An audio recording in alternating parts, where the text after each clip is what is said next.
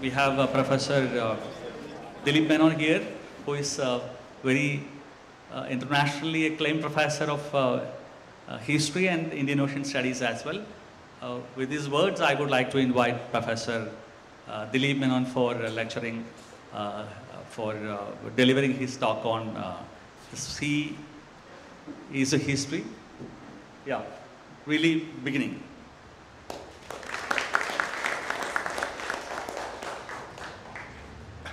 Good evening, everyone. Am I too loud, too soft, inaudible? It's fine.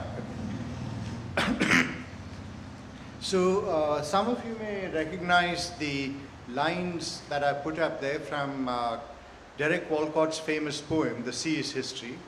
And I'll, towards the end of my lecture, I'll return to, someone's phone is ringing on the podium. I'll return to why I'm indexing Walcott here. So I work on histories of the ocean, and I've worked on histories of the ocean largely because throughout my life in school, in college, and at university, and in my own writing and thinking, I've tended to work with the land, writing terrestrial histories of land revenue settlements, of landlords, tenants, the rise and fall of empires. And there is something that escapes us in terrestrial histories. We are, in many senses, occluding the histories of those who travel by sea, sailors, merchants. So to give you a very simple example, those of you who read the histories of Kerala, most of the histories of modern Kerala have the temple, the king, the landlord at the very heart of it. It is a very Hindu history of Kerala that is written. Most of what we know of Kerala as a space that is contiguous to the ocean and continuous with the ocean is that it incorporates the histories of Muslims, Christians, Jewish people, and the Christians and Jews have been here since the first millennium of the Christian era. And there is also a considerable alarm within a Hindu landed imagination about what the ocean does in terms of offering mobility, social mobility, economic mobility to groups that use the ocean as a means of advancement, as we know with the Gulf migration. So in the 1980s, when Mohanlal and Mammootty were coming up as stars, most of the films dealt with the idea of the declining Nair family losing their land to upstart Muslims who had made their money across the ocean. Most of you are familiar with the plots. So this concentration on the terrestrial history of Kerala is also ideological. Right? It's not just a methodological question that we are talking about. The ways in which histories are conceived of India itself, from Kashmir to Kanyakumari, Gujarat to the northeastern states, again leaves out the ocean. And the fact that Indian history was continuous at one end with Southeast Asia, at another end with Venice, Amsterdam, and even beyond to Brazil, through the slave trade, through the movement of merchants from Gujarat to Africa, and so on and so forth. But all of these are not thinking with water, right? So in the last 2 years, when I began working on the ocean, I realized that my imagination had moved from the land to working on the sea, but dealing with histories of the land on the sea, right? Dealing with things like the movement of trade, material, political ideologies, religion, and so on and so forth. And then came Sunil's magisterial work, the Seafarers of Malabar. And in that there is one boatman. This is based on the boatman who moved from Ponnani through to Bombay. And a series of photographs with these finely etched faces, faces which will no longer be visible to us, because these faces are the creation of the ocean, of the winds, of the salt, and the way in which the sea has scored itself into these faces that are part of the photographs. And one of these Manjukars, one of these seafarers, C. Ibrahim from Ponnani, came up with the phrase, "The sea is a boiling vessel." So when Riaz and I started talking about this, we thought, what an astonishingly resonant phrase this is. So pregnant with meaning, yet not immediately clear in what it entails. So I hope to spend the rest of this year and the next working out the meaning of the sea is a boiling vessel, and also try and begin to engage with water, rather than with extending the histories of land onto the water. The more important thing, I think, which presses on us in our times is that the sea is very often distant from our consciousness. We tend to think about holidays on the beaches. We tend to think about the sea as being far away. It's not only those who live far away from the sea. Even for a lot of Malayalis, the sea is not really part of their imagination. They may have a relative in the Gulf but never been to the beach themselves.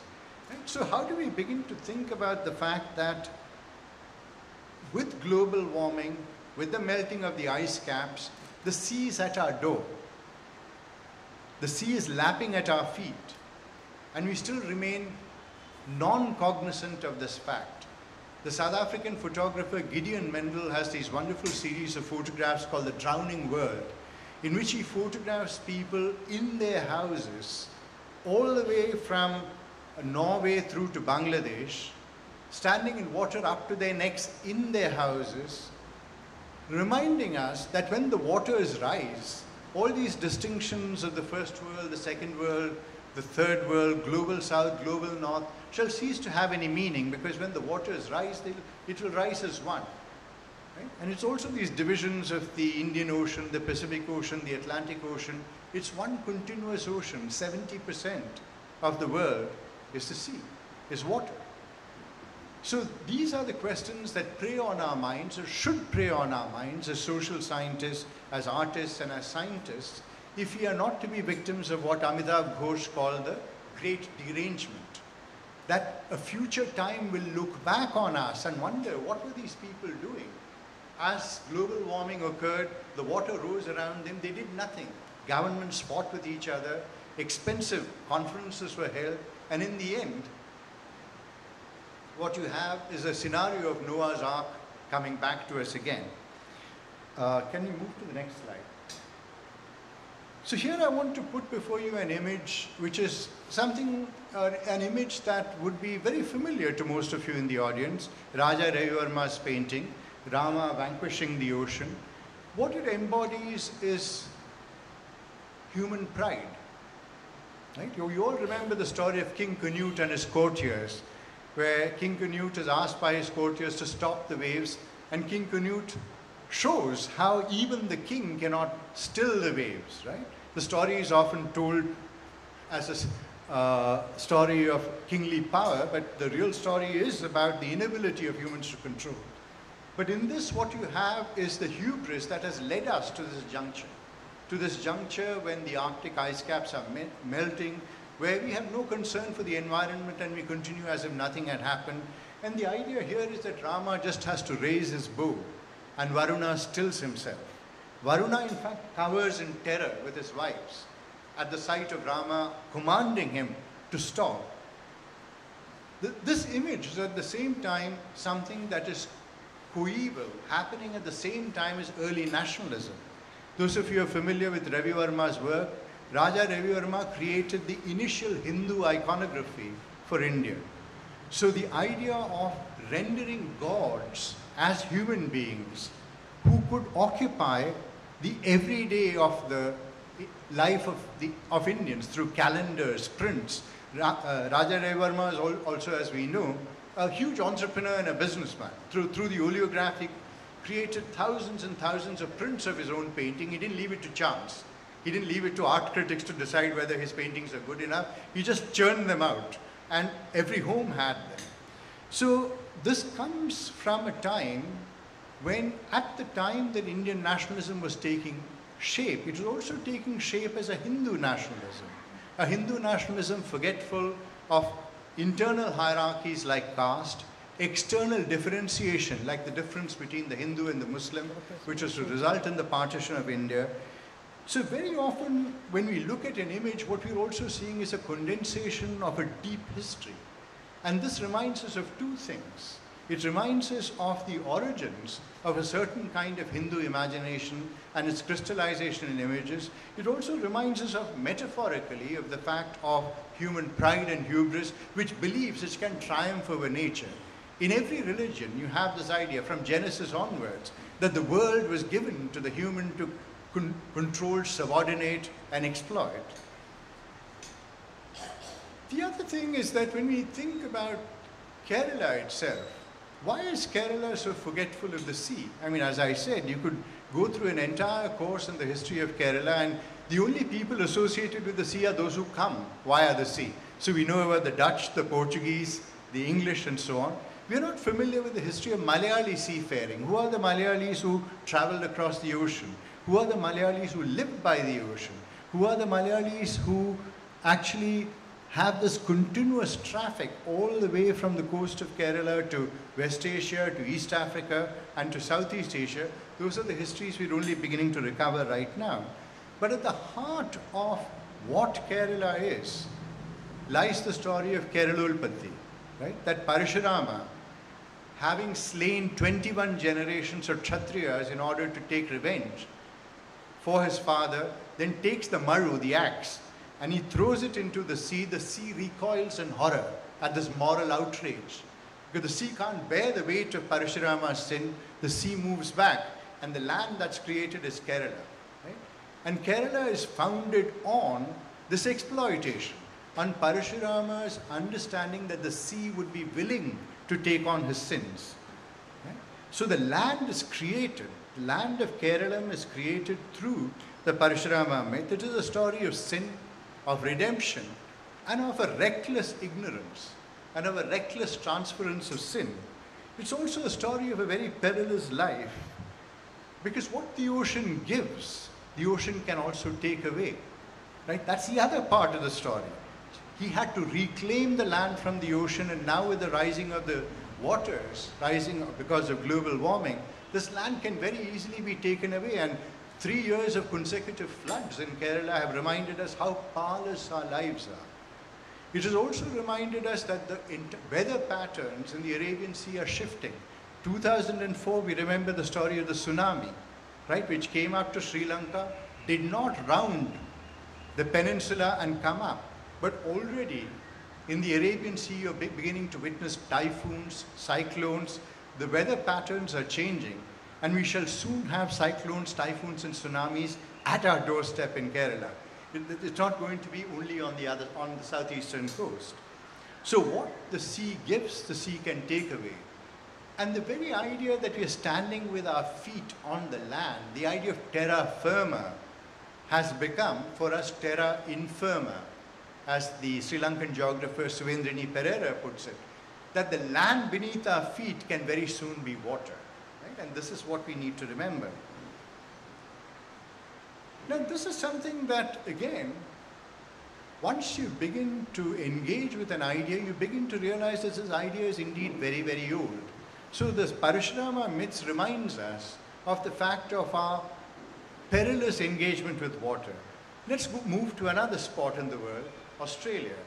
So the Yedinji, Aboriginal myths in northern Australia, and these are recorded from 10,000 years ago. That's 300 generations of people have sustained these stories.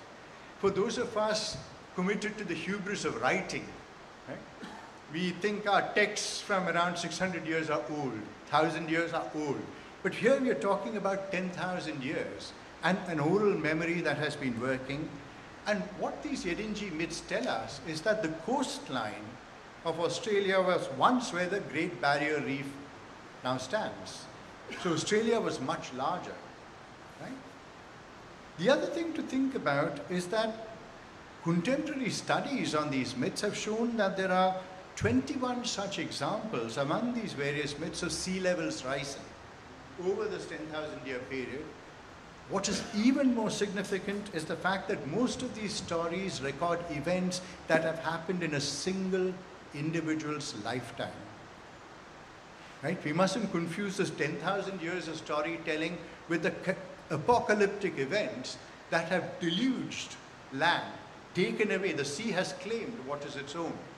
So, are we at that point right now? That is a question we need to ask ourselves. Can we just vanquish the ocean? Is it a wave of the hand? Is it a bow and arrow? Is it a hero of mythological proportions who can just stay the waters that are coming towards us? Can we have the next image? The second image is by this, which I take from the work of the Swiss artist Mari Velarde, and this was a installation that was on display at the Biennale, I think 2 editions ago. Mari Velarde's artwork, which consists of a room around half the size, the walls of the room are painted in cerulean blue, and there are these sketches of islands. Sketches of islands from the Pacific Ocean, the Indian Ocean, the Atlantic Ocean, and they're all along the walls. The title of the installation is Atlas des Îles Perdues, 2107, the Atlas of Lost Islands, 2107. We are in the year 2022, right? So we have a few years to go, not in our lifetime. So what this shows are islands which exist today. It also shows you islands that have vanished. They've been submerged by the water. But by 2107, not a single one of these islands will be there. They will all be underwater. So it is a vision of the present, the past, and the future in one room. And as I watched this, I felt what in classical Indian aesthetics is called the feeling of horripilation, where your hair stands on end, right? Because I saw for myself a collapsing of time, a concatenation of many eons happening in one moment. And this is something that we need to think about, particularly when among historians there's a sectioning of history that happens. The histories of the Atlantic Ocean, largely done by historians in the US and Europe, which is the Atlantic Ocean, the histories of slavery, the Middle Passage, and so on. There are the histories of the Indian Ocean, done largely by African historians, Indian historians, which talk about the histories of indentured labor, which Fiji, Mauritius, South Africa, and so on. Or the Pacific Ocean, which largely draws in Chinese labor to work in California, and so on. But these are continuous oceans. Right? We've given them names, but this is one body of continuous water. And when these waters rise, they shall create a drowning world. But on the other side of it, there is this wonderful set of experiments that have been conducted by scientists who study whale song. Whales sing, as you know. I mean, they don't sing Celine Dion, but when whales sing, there's a deep baying sound that they produce. What scientists have found is that whale song travels across the oceans in as rapid a time as a hit song that may be produced by any major singer at the present, Adele or anyone. And how does this travel? The sound that is created travels through these continuous oceans, picked up by other whales, and they circumnavigate the world. So these continuous oceans also tell us about a life beyond our imagination, a life in which no human is involved. It cuts away at the hubris with which I began my talk. And what it also reminds us is that when we talk about these continuous oceans, very few of you may know the statistic, or many of you may know the statistic. This came as a big surprise to me, that 53% of the global population lives in coastal areas. Right? More than half the world lives in coastal areas in over 4,285 coastal cities. So that's globally around 145 million people who live within 3 feet of the sea. Now you can see the effects of what a rise of even 6 inches in the water levels can do. The IPCC, the Intergovernmental Panel on Climate Change, says that sea levels will rise by around 16 to 25 inches by 2100. Right? Now you might think 16 to 25 inches, it's about that height, around 2 feet. But all of the Maldives could just go. Right? We live in Kerala, we live in Rajasthan, we live in Delhi. The water seems distant. But for people who live in the Maldives, the Lakshadweep, Andaman, 16 to 25 inches of water rise really means submergence. We are back to the scenario of Mari Velarde, Atlas des Îles Perdues. So the Maldives, we know for certain, it may not vanish, but by the year 2100, it will have lost 77% of its land area. Right? More than 3/4 of its land area will be underwater. So all over the world, what we are beginning to see, whether it's China, whether it's Bangladesh, whether it's Europe, Germany had floods, England has had floods, what we are seeing is that this global crisis that we have inaugurated as a species is going to claim multiple lives, and in addition to the migration that we have seen as a result of civil wars, as a result of collapsing ecosystems, we shall have a global migration that draws upon these people fleeing the sea, moving inwards, moving across land to get away from the rising waters. And the next great migration really will be this migration that seeks to escape the rising waters. Those of you who read Amitav Ghosh's novel Gun Island, in that, one of the things that happens is Amitav Ghosh lands up in Venice and he finds these Bangladeshi migrants from the Sundarbans area, a coastal ecology of mangrove swamps that has been almost destroyed by the rising of the seawaters, finding refuge in Venice, which is hugely ironic. Venice itself is disappearing under the rising waters. And he lands up in Venice and starts speaking in Bengali and is understood fluently. All of these cities have become multilingual cities as a result of this migration. Right? It's like most of us who go to Dubai, and as soon as we step foot in the Dubai airport, we start speaking in Malayalam. And everybody there, Filipino, Arab, Malayali, everybody understands Malayalam. It's like another district. So what is this image of?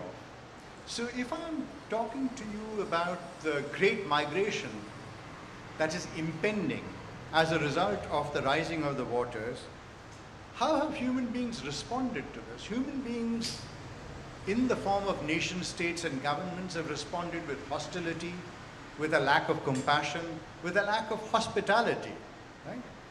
It's not welcoming the stranger as a friend, it's keeping the stranger at bay. So in 2015 was when we saw the first images of the young Turkish boy dead on the sands. We began to hear about names like Lesbos and Lampedusa. We saw the huge migration of Syrian migrants across the water into places like Germany, which accepted more than 1 million migrants. And it was a remarkable act for which Angela Merkel will be remembered as one of the great statespersons of our time. Ai Weiwei then did a documentary called The Human Flow, right? And this is available for you to watch. He also, from Princeton University Press, recorded 600 interviews with these migrants. What emerged out of these interviews is that these people who decided to flee from Syria, from Yemen to Europe, over 80% of them did not know how to swim. And this is something that for us is a tragic fact, but it's also a fact that shows us something about human agency. When you think about how did the first humans land up in Polynesia, right? Out of Africa into Polynesia, they must have done the similar act of walking across water that the Syrians did. A miracle that we actually can testify to, unlike other miracles about walking on water. But at the same time as Europe was welcoming migrants, you also had harsher immigration regimes. You had the rise of these floating barriers coming up. Huge amounts of money, hundreds of millions of euros were spent in creating barriers to prevent human beings from coming out of the water into these countries. And this is on the border with Turkey, which is where, in the Aegean Sea, where large numbers of migrants were coming, and pylons were sunk in to the ocean to create around 1.1 high meter wall of nets with floating lights. The general panoply of state government and its hostility towards anybody other than the citizen. This is something that we are very aware about in India, right? With the Citizenship Amendment Act, where there was an arbitrary decision as to who was a citizen of India and who wasn't. And for that, we had a whole series of protests. And here again, you see Europe in the same state of alarm, unsure of its own identity. Because Europe is as much a figment of the imagination as any nation is. And we've seen the idea of Europe now fragmenting, the European Union fragmenting with economic pressures, xenophobia, the rise of the far right, and so on. But there's one person on whom all the nations are unanimous on, and that is the migrant. Right? The migrant who's classified as a refugee, the migrant who's classified as illegal, the migrant who is not classified as human. Let's go on to the next slide. So here we come to K.R. Sunil's outstanding work. the seafarers of Malabar, the faces of several of these seafarers who began from Ponnani, tried to make their way to Bombay, but the sea took over. Right? They were not like Rama, who could stay the ocean, or who presumed to stay the ocean. They drifted towards Dubai, they drifted elsewhere, storms, typhoons carried them as they would, right? So now let's get on to the next slide, which is why you have C. Ibrahim saying the sea is a boiling vessel, right? Telakana Chembana. Because it is not a space over which humans can have control. And these various accounts that are there in K.R. Sunil's book, Manjukar. So one of the things is the winds. The word monsoon, as you know, comes from the Arabic word mausam, which is the favorable winds that allowed the Europeans to come all the way from Europe to India. So the best winds from land to sea are in September to December. So sailing from Kozhikode to Bombay could take between 4 to 40 days, right? So it's not 4 to 10 days, it's not 4 to 5 days, 4 to 40 days, and this again is an estimation. You could get there in 40 days, or you could end up dead, or you could end up adrift. Drift away for 2 years, found another family somewhere where you landed, and finally when the winds are favorable, you find your way back to your original family, where the waters are in control, cyclones, hurricanes. So these are the people who have experienced the ocean. It is only those on land who see the water as something to be controlled. I mean, many of you are also familiar through our school education with Shakespeare's plays and the shipwrecks, whether it's in The Merchant of Venice, you can think about Tempest, right? And there again, at the time when we were talking about shipping, before the emergence of insurance, where people committed their lives to the sea, knowing that this is a hugely risky venture. Once they embarked on a voyage, they could not come back, perhaps. So these are the things that we need to remember when thinking about our engagement. How do we write a history of these phenomena? How do we write a history of natural phenomena? How do we write a history that is not about human hubris, about mercantile shipping, human beings traveling from point X to point Y to found religions, found empires, the East India Company coming to India, winning the Battle of Plassey, creating the empire on which the sun never sets? Those are the histories that we write. But how do we write the history of water? How do we write the history of the sea? How do we write the history of human beings who are mere matchsticks being tossed around on the ocean? Right? And that is something where the sea is a boiling vessel reminds us that there are other histories still waiting to be written. And here what you have in the fine textured interviews that Sunil has done with these Manjukars is a different kind of reading. That when they are on the sea, they are reading the sun, they're reading the stars, they're reading the winds, they're reading the waves. All around them is an encyclopedia of signs, which will ensure that they will end up alive at the end of the journey, or they might end up dead. And throughout these stories, these photographs are of people who survived. Each of these stories is told alongside the numerous people who have died, near and dear ones, friends, whose bodies have been weighted with stone and dropped into the ocean, boats smashed to smithereens. So reading the color of the water, looking for signs of dead fish on the ocean, intertwined sea snakes, which are an indication of coming storms. So suddenly what they're reading is nature. They're not standing in opposition to nature, they're living with nature in order to read it, to create their lives. And reading the skies. What do you do when you see a halo around the moon? What is that a warning of? And so on. Can we move to the next slide? So here we come to, we're almost at the end of the talk, for those of you who are feeling hot, humid, and restless. So this is the, here I want to, in this section, I want to briefly talk about the myths of lost civilizations, like the city of Atlantis, or in Tamil lore, in Tamil civilizational lore of the Kumarikannam, which was the seat of Tamil civilization, which was submerged under the ocean. Now, all of this has come back to us because history is not a process of mere recording what happens before our eyes. history is also a process of suddenly remembering something that you had forgotten. Why is it that when more and more historians are now beginning to resurrect these ideas of Atlantis, Kumarikandam and so on, it's also because we are now standing at the edge of a precipice where we see that the land beneath our feet is water, or could be water. So if you think about the list of drowning cities, by the year 2050, it is being projected, large parts of Bombay will be under the ocean, large parts of Calcutta will be under the ocean, Jakarta, Lagos, Houston, New Orleans, Rotterdam, Dhaka, right?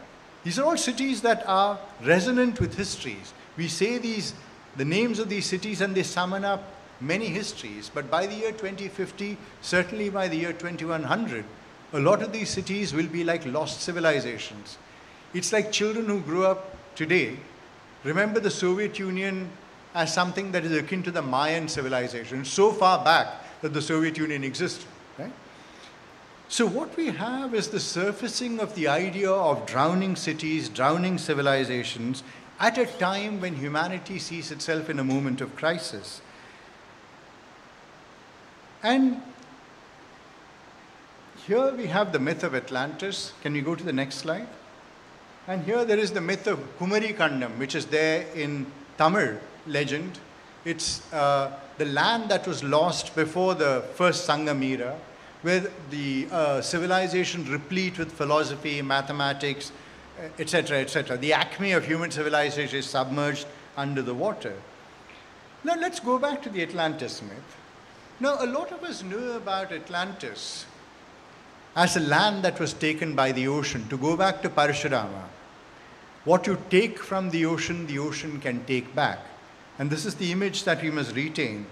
So the idea of Atlantis comes to us from Plato from 380 before the Christian era, in two texts of Plato called Timaeus and Critias. Atlantis is a mighty power. It's a mighty hubristic power, mighty proud power, and it challenges Athens, which was then considered the greatest civilization till that date. And good seemingly triumphs over evil, where Atlantis is reclaimed by the waves, right? Atlantis submerges. That's the story as we know it in popular lore. But absolute good is not possible in the historical world. At the same time, as Atlantis is claimed by the ocean, ancient Athens is destroyed by an earthquake. These are twinned fates. So when we think about the rising of the waters and we imagine it as something that happens to somebody else, right? Which is how we defer all tragedy. Oh, that is happening to somebody else. Here we are reminded in this twin story of Atlantis and Athens that we remember one part of the story, we don't remember the other part, that the fate of others is entwined with ours. And this is what the continuous oceans reminds us, that we share a common fate. Finally, so here we are back and we are at the end of the talk. I was expecting some applause at this point, sheer relief. We are at the end of the talk. So I'd like to read out for you the verses, the opening verses and the last verses of The Sea is History. So the poem begins, "Where are your monuments, your battles, martyrs? Where is your tribal memory? Sirs, in that grey vault, the sea has locked them up. The sea is history." It begins that way, and then Walcott goes on to talk about the history of slavery, the history of colonialism, all very sparsely in images. The arrival of notions of law and justice, the creation of monuments, all of which are transient. All of those empires have ceased to exist. They're already memories. The British Empire on which the sun never set, the sun has set a long time ago. But it's the last four lines that takes us back to the sea is a boiling vessel, this history that is yet to be written. And in the salt chuckle of rocks, with their sea pools, there was the sound like a rumor without any echo of history really beginning. And that's where we are right now. When we think about the sea, the boiling vessel, it is a history that we have to write.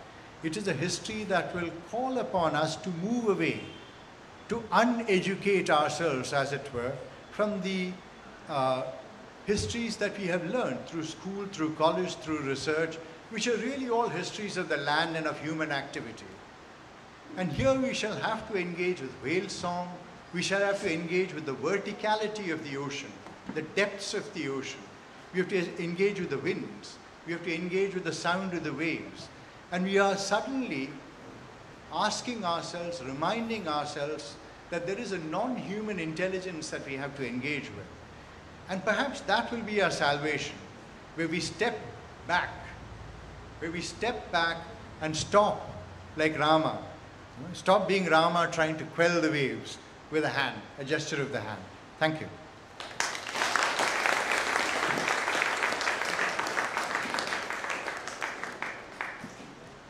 So my question is, like you said, we have to start thinking from the perspective of sea, and maybe ocean as a method, right?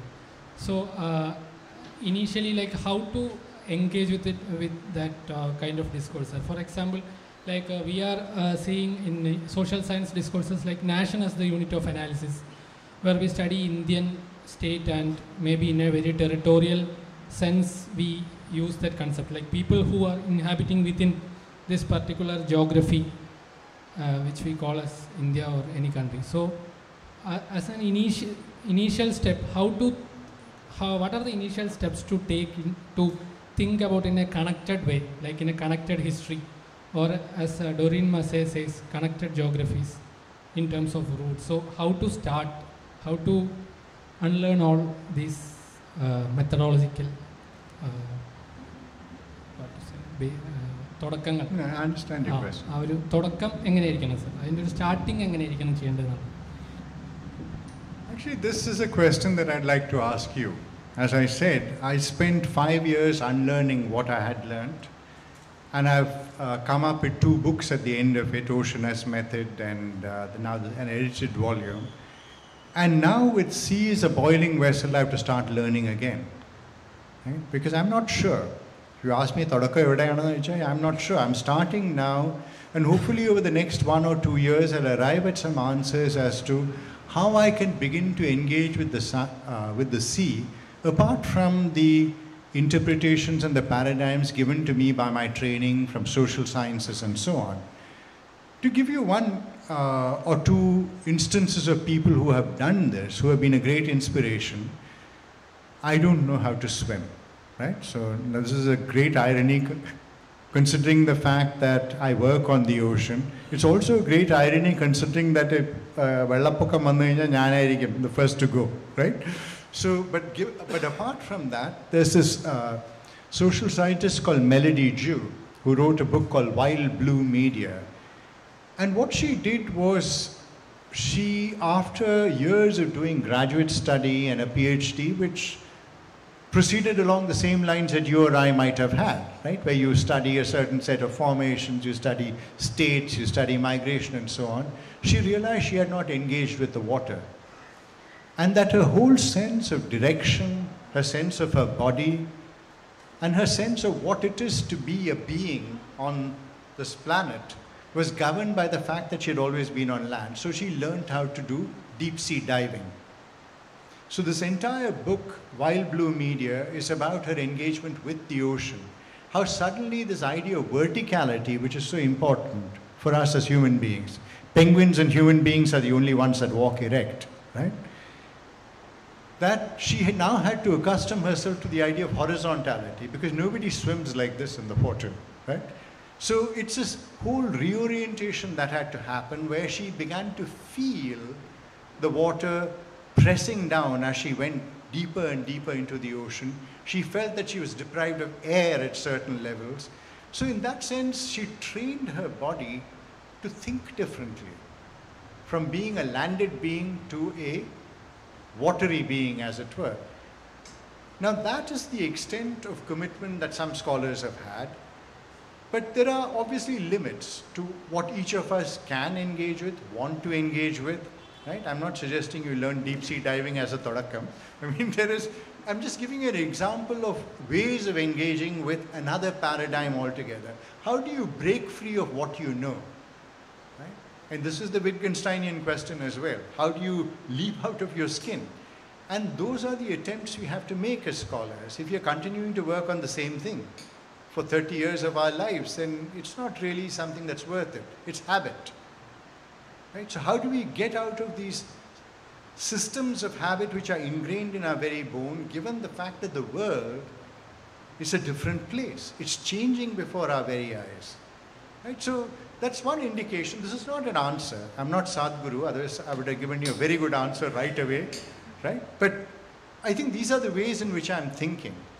So there are people who are studying whales, there are people who are studying the coral reef, they're studying life in the ocean, they're studying plankton.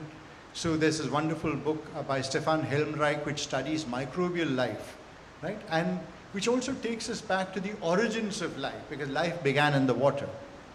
And so there are increasing suggestions. When I mentioned the fact that 53% of the world cities are on the coast, our standard school histories look at the origins of civilization where? River valleys, right? Mesopotamia, Iraq, Indus Valley civilization and so on. But it is logically more likely that what we had, the early civilizations were littoral civilizations, right? There were civilizations along the coast and people moved inwards from the sea and then forgot the sea.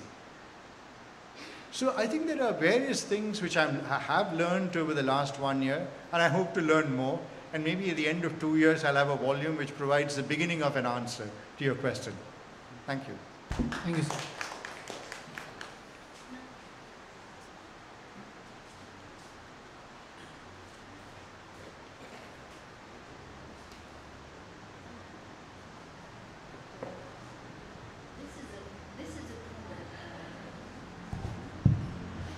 This is a comment, probably more than a question.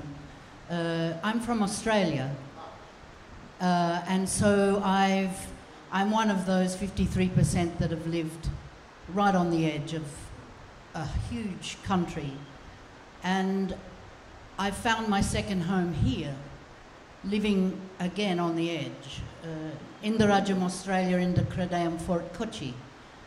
So I want to thank you for this talk, because it amplifies a lot of the things in my life, which I call a liminal life, that life between land and sea, and between country.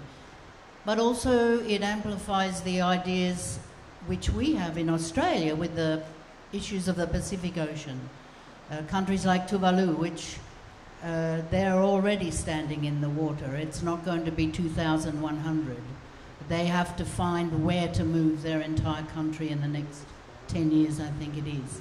So from someone like me who lives in this liminal life, this edge of the land, who has swum since they were a baby, who has listened to the great Dreamtime stories, thank you for looking into those.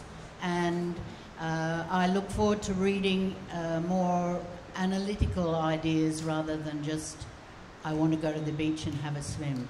So thank you. No, thank you very much for that comment, and I'm glad something of what I said resonated with you.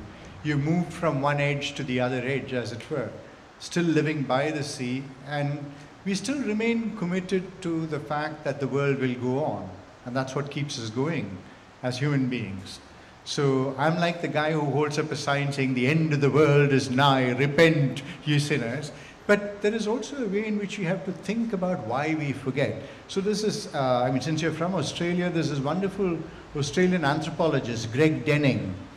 And he writes about the fact that if you think about the history of Australia, the history of Australia is the coming from across the ocean of white convicts, and then there's that whole genocide that follows of the Aboriginal population and so on and so forth. But he says that if you look at the Australian imagination of the sea, it is the beach, it's bronzed bodies, surfing, and that entire history of conquest, exploitation, and genocide is forgotten. And this is true of most of our countries, right? All of our countries, our nations, are founded in violence, founded in exclusion, whether it's India, Australia, the United States with its history of continuing genocide, right? Begins in genocide and continues to be unreflective of that fact, that the forgetting of the ocean is a symptom of a much deeper forgetting of the operations of power in which we are complicit. Right? I, as a Hindu, am complicit. You, as a white person in Australia, is complicit, and so on. So I think there are reasons why we have forgotten the ocean, and we write the histories of the ocean neutrally, as a space that can be controlled. I was talking to someone earlier about Moby Dick, right? I mean, the Moby Dick's plot can be summarized very easily. Man kills whale, right? Or man with one leg kills whale. Or you can add on man with one leg kills whale for reasons of revenge and so on.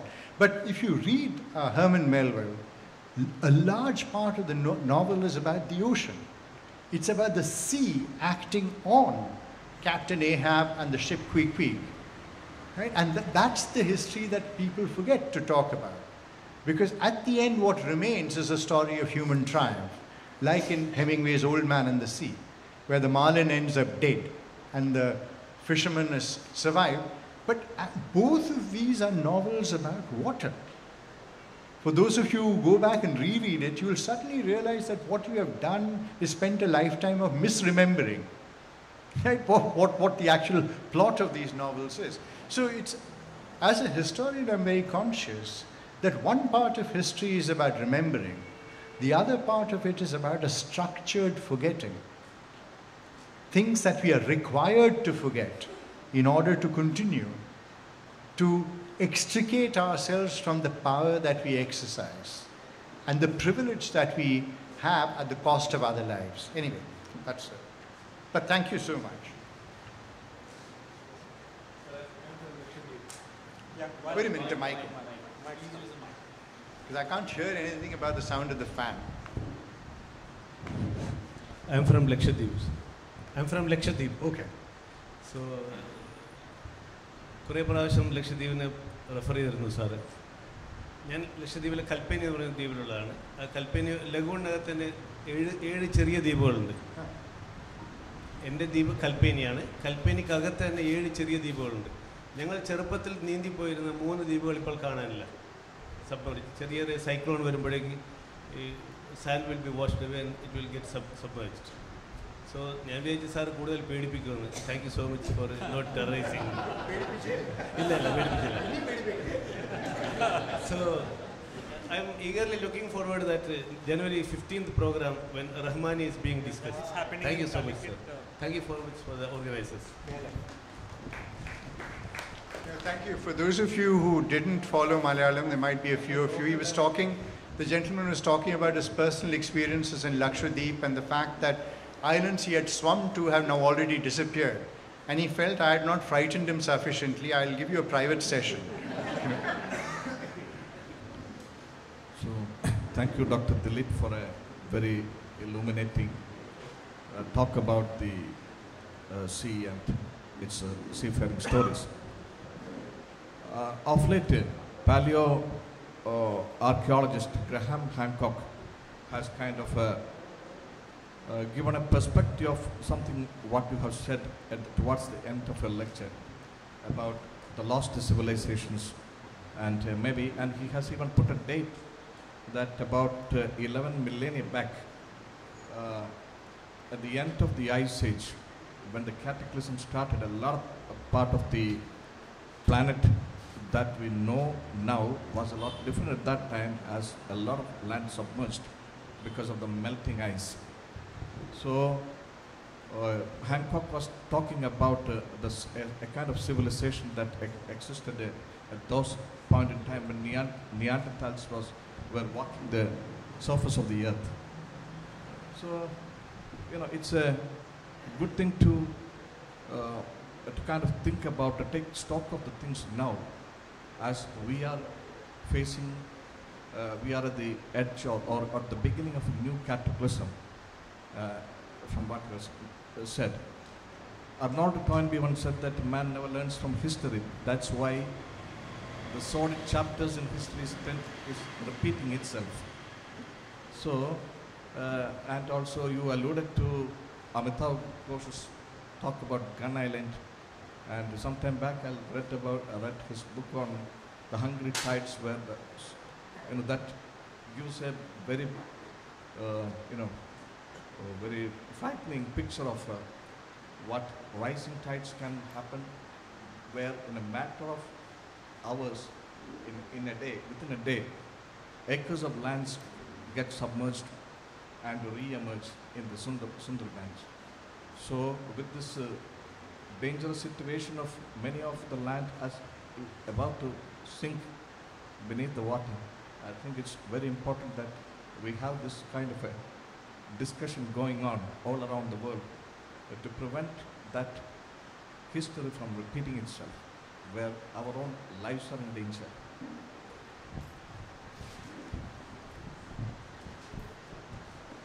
Thank you. I mean, it's. What you said is very much in sync with my own thinking and with the thinking of several people in this room. I'm sure that we stand unknowingly and unreflectively at a point where we can actually step back, but we seem to be going forward with ruthless haste. Right? And one of the things is that if you go back to reading a lot of the Sangam literature, the Tamil poetry, right, which I've begun to do now, because one of the things as you are reminded of as a historian is that nothing is startlingly new, that human beings have faced historical situations like this before.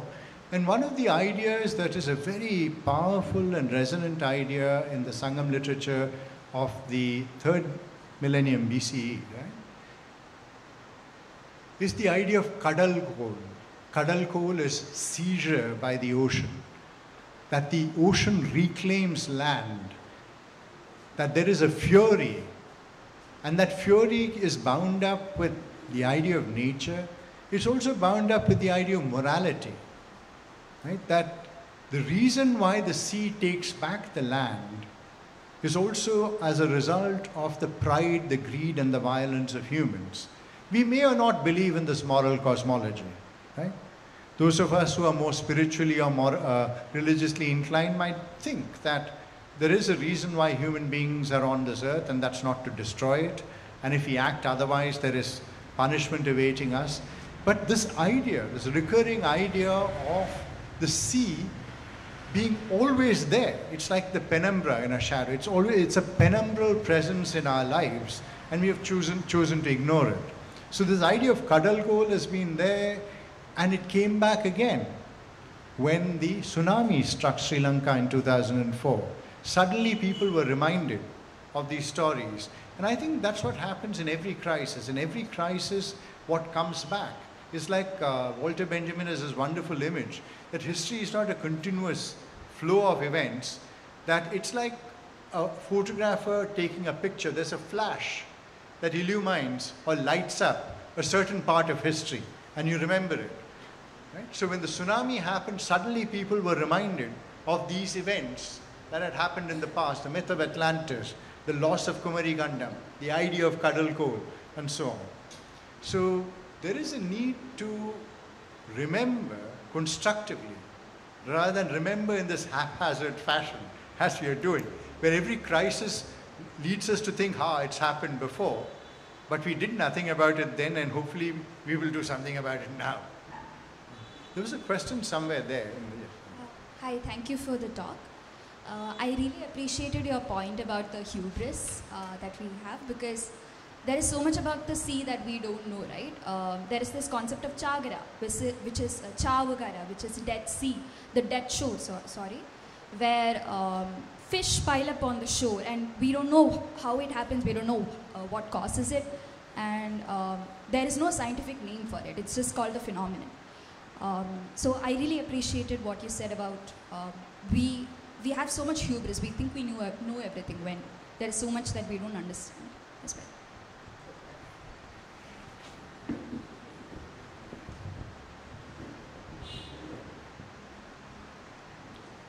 Thank you for this wonderful talk. I agree with you, the world will go on. We have so many examples and learning from history. A very interesting thing, if you visit a place called Karaikudi, now it is a ghost city. You would see most of the houses are built maybe around 2 to 3 meters above the ground. That city is not near the seashore, but their ancestors were living near the seashore and they experienced the sea erosion. So they were completely transplanted to this interior place like Karaikudi. Even after coming there, they were having the fear of the rising sea, and still they constructed they took this precaution in their construction. You can see the bungalows constructed in Karaikudi. So now we are talking about the global warming. That is one of the reasons. Even there were so many reasons. For example, in the Kerala Ulpati, you have mentioned about Parashurama mythology. But Kodungalur Kunyikutan Tampuran, in his poem Oru Nalla Rajyam, he says, Vankattadi Chari Ozhinjagannu, Hungari Bhugamba Muyannuyarnu, Munkalami Kerala Konganangal, Mankalchayayannu Chilarku Paksham. So this myth is completely, this myth of Parashurama's story has been completely disregarded by Chattambi Swamigal in his Prajina Malayalam. There is a book that is in a different perspective, not in the sea's perspective, but as you have mentioned about Kumarikandan and other places. Similarly, there was a biggest Buddhist center like Srimulavasa. This was also in Kerala, but we don't know now where is Dr. Ajay Shekhar is here. It is again submerged in the sea. So there are so many examples. Dwaraka, another example. So I thought of adding these things along with your talk. Thank you, Dr. Dilip, for this wonderful session. Thank you. And I think what you said just now, the two things that stand out for me. The first is, as human beings, we seem to require a sense of an impending end of the world in order to correct ourselves. So when I was young, right, which was in the last century, in the 1980s, there was the campaign for nuclear disarmament. And I was a student then. I used to go in marches to protest the accumulation of arms by the Soviet Union and by the US. And the idea was that the world would come to an end. I deeply believed that the world would come to an end as a result of a nuclear holocaust. So did many people at that point, because everybody had the memory of Hiroshima and the killing of civilians by the Americans in August 1945. But then somehow the Cold War seemed forever, and then it was over, right? And it happened as an arbitrary act of executive fiat, almost. Now, I think the current crisis that motivates the world for the new generation is the idea of global warming. Remember, again, it's a young person, Greta Thunberg, who's the figure for that. So that has become the image that will probably hold us back from the precipice. Right? And that's, I think it's tragic but true, that without the sense of a crisis, without the sense of finitude, without the sense of an end, we don't seem to actually wake up. The other thing was with regard to the Parashurama myth. You mentioned Chattambi Swamigal and how he debunks the idea of the Parashurama myth. And there again you find a whole lot of, in Prajina Malayalam, there's a whole lot of these ideological arguments, right? Because one of the things that follows Parashurama's reclaiming of the land is that he gets in Brahmins to settle the land from Ahichatra and elsewhere. And of course, Chattambi Swamigal, as a good Nair, was having none of this. He said, no, this land is not for the Brahmins, right? So there's a whole lot of this element of non-Brahmin, Brahmin rivalry that goes on. But central to the discussion is really the idea of the Parashurama myth. And the fact that even something that is very simple, that the idea of kingship, right? The kingship is a very powerless entity in Kerala. Of course, we know of Shaktan Damaran and Martanda Varma and so on. But generally, the idea of kingship are kings who lived along the coast. They were full-on figures on the coast who collected taxes from maritime commerce. And the last mythical king we have is the one who left, right? Who went off to Mecca, crossed the ocean and left. So when you have a space that is beside the ocean which doesn't have an idea of, strong idea of sovereignty, right, which lands further inland have, this is something that's worth thinking about. And anyway, I'll stop there. You know, you said there is a kind of shift from the, from the land-based history to the perspectives from the sea, which has been resonated in our academics also. You know, we have a huge army of new scholars who have been to this, study of Indian Ocean with a different perspective. And interestingly, we have a shift in sources also, from the colonial archives, from the temple records to the personal collections and family histories of people who lived in the Indian Ocean region. And theme is also, themes, from nation, land, territory to the travel, to the hybrid identities and the kind of cosmopolitanism which the travel has created. So that, of course, is very much there in the academics. And I think no more questions from the audience, and if there is no question from your side, we will wind it up, and I'm handing over the mic to Shema for a vote of thanks. I personally believe that RE Archives and Sea, a Boiling Vessel must become a space to unsettle us. And as we journey into the next set of RE Talks over the next 4 months, we hope this dialogue continues and a discourse is furthered beyond these 4 walls.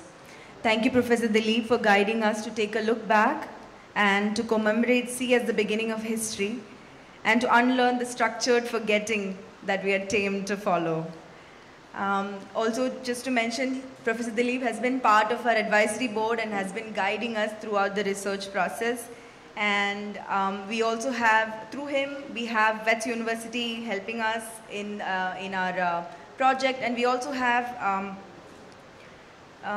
Swen, who is visiting us from the Nirox Foundation. Nirox Foundation is also one of our major supporters for Sea, a Boiling Vessel exhibition and the larger project. He will be with us during the course of the end of January.